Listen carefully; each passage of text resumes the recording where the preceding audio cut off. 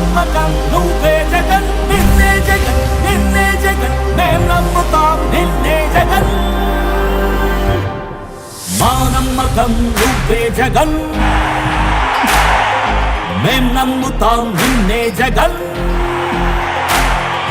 మా నమ్మకం నువ్వే జగన్ మేం నమ్ముతాం నిన్నే జగన్ నువ్వే జగన్ నువ్వే జగన్ మా నమ్మకం నువ్వే జగన్ నిన్నే జగన్ నిన్నే జగన్ మేం నమ్ముతాం నిన్నే జగన్ నిన్నే జగన్ నిన్నే జగన్ మేం నమ్ముతాం నిన్నే జగన్ నిన్నే జగన్ నిన్నే జగన్ మేం నమ్ముతాం నిన్నే జగన్ ఏ నాటికి నమ్మాటికి నమ్ముకుంది నిన్నొకడిని మాత్రమే చుక్కలు ఎన్ని ఉన్నా మా సూర్యునివి నువ్వే దిక్కులు ఎన్ని ఉన్నా మా దిక్కున నిలబడి తలబడి కలబడి నిలిచిన నేతవు భ్రాతవు దూతవు సావి నువ్వు మా నమ్మకం నువ్వే జగన్ మేం నమ్ముతాం నిన్నే జగన్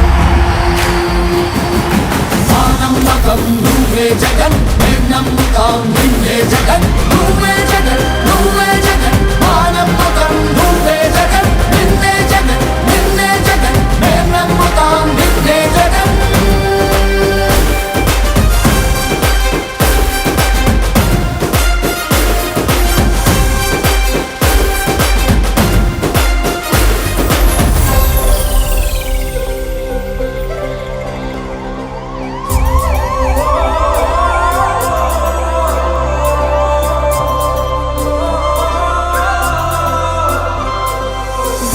చాలా కఠోరంగా ఇంట్లోంచి సామాను కూడా తీసుకోనికుండా వాళ్ళందరూ కూడా ఈరోజు ఆ ప్రాంతానికి వెళ్తే చెట్లు కింద ఉన్న పరిస్థితి, గూడు లేక కొంతమంది ఏమో కట్నాల కింద పిల్లలకి ఇచ్చిన ప్రాపర్టీ కావచ్చు, వాళ్ళందరూ కూడా అల్లుళ్ళు వీళ్ళని ఇబ్బంది పెట్టే పరిస్థితి కనబడుతుంది. ఇప్పుడు అటువంటి దారుణమైన పరిస్థితిలో ఉండగా వీళ్ళు ఎక్కని గుమ్మం లేదు. ఈ రోజు వరకు కూడా చంద్రబాబు గారిని కలిశారు, లోకేష్ని కలిశారు, పవన్ కళ్యాణ్ ఆఫీస్కి వెళ్ళి జనసేనలో వినతిచ్చారు.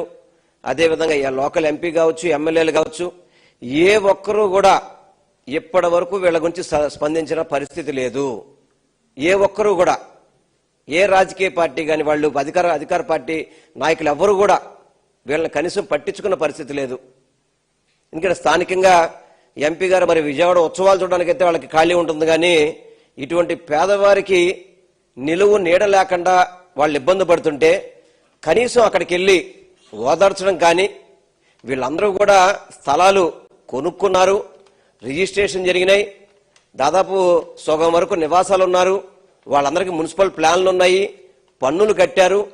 అయినా కానీ వాళ్ళు నష్టపోతుంటే కనీసం ప్రభుత్వం నుంచి ఒక ఓదార్పు, ఈ విధంగా మీ కోర్టులో జడ్జిమెంట్ వచ్చింది కదా, పోనీ ఏ విధంగా మనం వీళ్ళకి న్యాయం చేయాలని చెప్పిన ఒక భావన కూడా లేపడం అనేది చాలా బాధాకరం.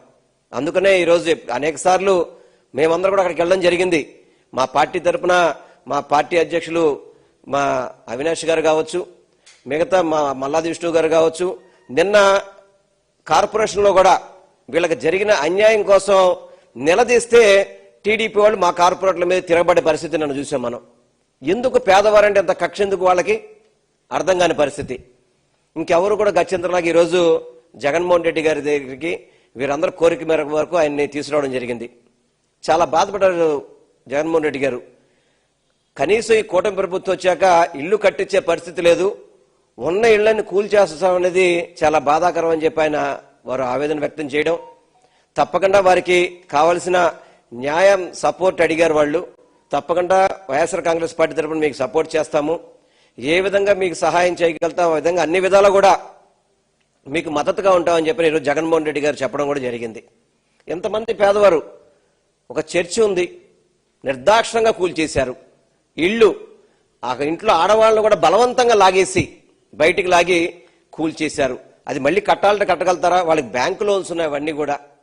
ఇవన్నీ కూడా చాలా బాధాకర విషయం. కాబట్టి వీళ్ళు ఈరోజు జగన్మోహన్ రెడ్డి గారిని కలవడం జరిగింది. వాళ్ళ యొక్క ఆవేదన, వాళ్ళ యొక్క బాధ అంతా వాళ్ళ ద్వారానే మీరు వినాలని చెప్పని తప్పకుండా జగన్మోహన్ రెడ్డి గారు తప్పకుండా వీరికి అన్ని విధాల అండగా ఉంటామని చెప్పడం మాకు సంతోషంగా ఉంది. వారికి మేము ప్రత్యేకంగా అభినందన తెలియపరచుకుంటున్నాం. మా ఈ భవానీపురం జోజీనగర్ అండి. పోయిన బుధవారం డిసెంబర్ 3వ తారీఖున మా ఇళ్ళన్ని ఎర్లీ మార్నింగే వచ్చేసి చర్చిలో ప్రేయర్ జరుగుతుంది సార్. అందరం ఉన్నాము, ఇక ఫొటోస్ కూడా మేము చర్చిలో ఉన్నాము. ప్రేయర్ జరుగుతుంటేనే లోన బయట పెట్టగోడ కాంపౌండ్ వాళ్ళు కూల్చేశారు సార్. అది కూల్చేసిన తర్వాత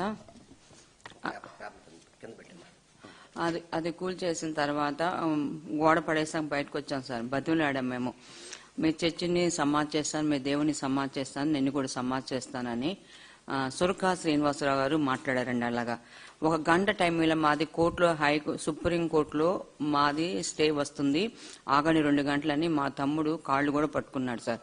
కాళ్ళు పట్టుకున్న భయంకరమైన బూతులు మాట్లాడి వాళ్ళు సిగరెట్లు తాగి ఆ సిగరెట్ల పొగ మా మీద మా మొహాల్లో వదిలి మేము 16 మంది లాయర్లు కూర్చొని ఇలా రాసాము, ఎవ్వరు ఏం చేయలేరు, దీన్ని నీ దిక్కున్నోడికి చెప్పుకో అని ఇంకా బూతులు మాట్లాడారు సార్. వాళ్ళు మాకు న్యాయం జరగాలని అధికారంలో ఉన్న నాయకుల దగ్గర కూడా వెళ్ళాం సార్. వాళ్ళు ఎవరు మమ్మల్ని స్పందించలేదు. మరి ఈ దినమున మరి మేము జగన్మోహన్ రెడ్డి గారి దగ్గరికి వచ్చాం సార్. మాకు న్యాయం జరిగించండి సార్, మా పరిస్థితి ఇది, మేము పేదవాళ్ళం, మా ఇల్లు మా చర్చ్ అండి, 25 సంవత్సరాలు కష్టార్జితం అండి. చిన్న కొట్టు పెట్టుకుని ఎవ్వరినైనా ఎంక్వైరీ చేయొచ్చు మీరు, నేను ఎంత కష్టపడ్డాను ఏంటో అనేది మన భవానీపురంలో హెచ్బి కాలనీ మొత్తానికి నేను తెలుసాను. మా హస్బెండ్ చనిపోతే చిన్న పిల్లల్ని పెట్టుకొని కష్టపడి 25 సంవత్సరాలు కష్టార్జితం సార్. ఆ ఇల్లు వచ్చేసి ఈరోజు ఉండడానికి ఇల్లు లేదు. ఇది క్రిస్మస్ ఆరాధన చేసుకుంటే చర్చి లేదు సార్. మాకు ఏమని అడిగితే ఎవరు మాకు ఏమి న్యాయం చేయలేదు సార్. న్యాయం జరగాలని వేడుకుంటున్నాం సార్. మాకు ఎక్కడి నుంచి వస్తుంది సార్? మేము ఎన్ని రోజులు కష్టపడి కొనుక్కుని మీరు అదేంటంటే మీరే చౌకగా వచ్చిందని కొనుక్కున్నారు. తర్వాత ఏమన్నారంటే ఆయన లాయర్ గారు ప్రెస్ మీట్ పెట్టి అది మేము చెప్తే కొనుక్కున్నాం, ఇప్పుడు చెప్తే అది పోతుందని చెప్తే మేము ఎందుకు కొనుక్కుంటాం సార్? అది ఇప్పుడు మరి మా దగ్గర అది అన్ని రిజిస్ట్రేషన్ తీసుకున్నారు, కరెంట్ బిల్లు కట్టించుకున్నారు, తర్వాత పన్ను కట్టించుకుంటున్నారు, మరి అన్ని కట్టించుకున్నారు కదా సార్. మరి అన్ని కట్టించుకున్నప్పటికీ మరి ఇలా ఎందుకు జరిగింది? మరి ఆయన నాకు చెప్పడం ఎందుకండి? రిజిస్ట్రేషన్ ఆపేయొచ్చు కదా, మాకు ప్లాన్ ఇవ్వకుండా ఆపేయొచ్చు కదా.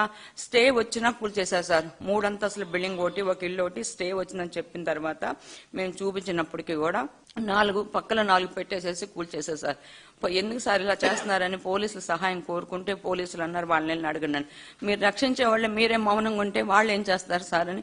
42 ప్లాట్లు కూలవటానికి 200 మంది పోలీసులు, రౌడీలు, 100 మంది లాయర్లు అవసరమా? మేము ఎక్కడున్నాం సార్? మేము సమాజంలో ఉన్నామా, అడవిలో ఉన్నామా? ట్రైబల్స్కే బాగుంది కదా సార్. అక్కడ అడవిలో నాగరికత తెలియని వాళ్ళే బాగున్నారు. మరి నాగరికత ఇంత మేము నడి ఒడ్డున ఉన్నాం కదా సార్ విజయవాడలో. ఇంత ఘోరం జరుగుతుంటే ఎవ్వరూ మాకు సహాయం చేయడానికి ఒక్కరన్నా రాలేదు. మేము రోడ్ల మీద ఉన్నాం సార్. మాకు ఇప్పుడు న్యాయం జరగాలి సార్. మా పిల్లలు మేము ఏమైపోవాలి, మేము ఎక్కడికి వెళ్ళాలి సార్? మా ఆస్తుల మీద మాకు హక్కు లేకుండా వాళ్ళు మరి కోర్టులు మరి వాళ్ళకి ఎలా రిజిస్ట్రేషన్ చేస్తుందో, ఏం జరుగుతుందో అన్యాయమే విస్తరిస్తుంది కానీ న్యాయం ఎక్కడా కూడా జరగట్లేదు సార్. మాకు న్యాయం జరగాలని మేము నిజంగా మేము ఎక్కుతున్న మెట్లు, దిగుతున్న మెట్లు, మేము ఎక్కడున్నాం కూడా ఎవరికి తెలియకుండా ఇంతవరకు బ్రతికాం సార్. ఈ రోజు మమ్మల్ని రోడ్డు పాలు చేసేసారు. రోడ్ల మీదకి వచ్చి మాకు న్యాయం కావాలని వేడుకుంటున్నాం సార్. ఎవరు స్పందించట్లేదు. జగనన్న గారి దగ్గరికి వస్తే నేను తప్పకుండా చేస్తానమ్మా, నేను నెక్స్ట్ వీక్ వస్తానని ఆయన హక్కులు హామీ ఇచ్చారు సార్. ఎవరు మాకు హామీ కూడా ఇవ్వలేదు సార్.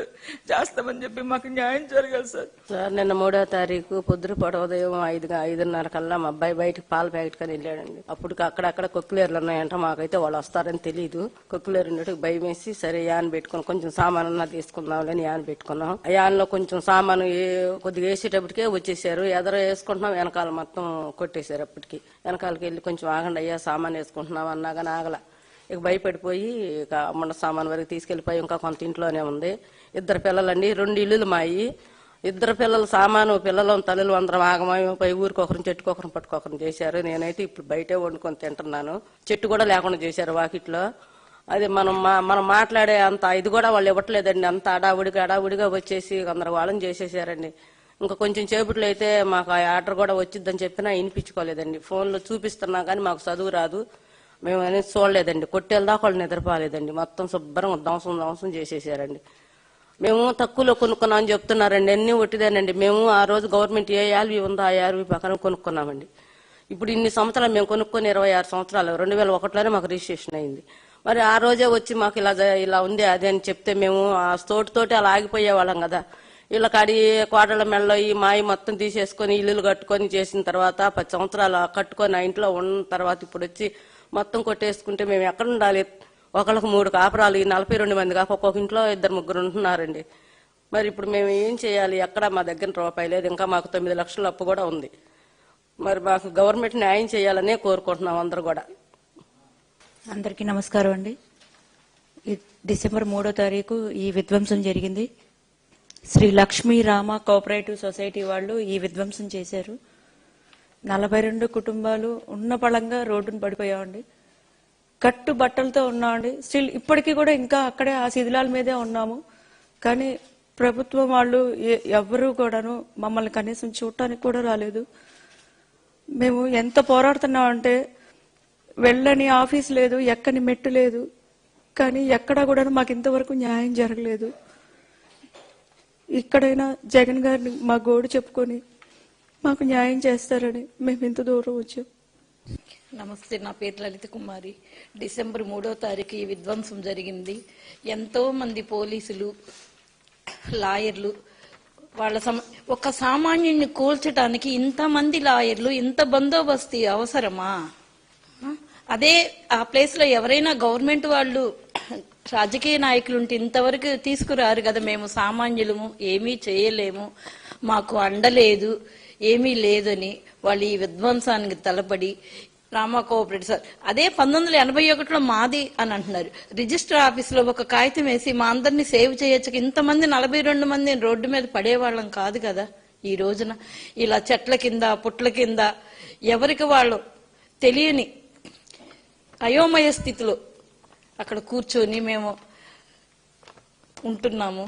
మాకు జగన్ గారు వస్తాను అని హామీ ఇచ్చారు. తప్పక వస్తారు. ఆయన మాకు న్యాయం జరిగిద్దనే ఇదితో ఆశతో ఉన్నాము. మేము ఇన్ని రోజులు ఎక్కని గుమ్మం లేదు, దిగనకు ఎన్ని మెట్లు, ఎన్ని చోట్ల మేమేదో ఇంట్లో ఉండేవాళ్ళం. మమ్మల్ని ఈ రోజున ఇలా కూల్చి రోడ్డు మీదకి లాగారు. మమ్మల్ని మేము ఎలా బ్రతుకుతున్నాము తెచ్చుకొని 100 రూపాయలు వస్తేనే పాల ప్యాకెట్కి సరిగా తినని పరిస్థితిలో కూడా ఎలా అలాంటి వాళ్ళని మమ్మల్ని ఈ రోజున రోడ్డు మీదకి లాగింది ఈ ప్రభుత్వం.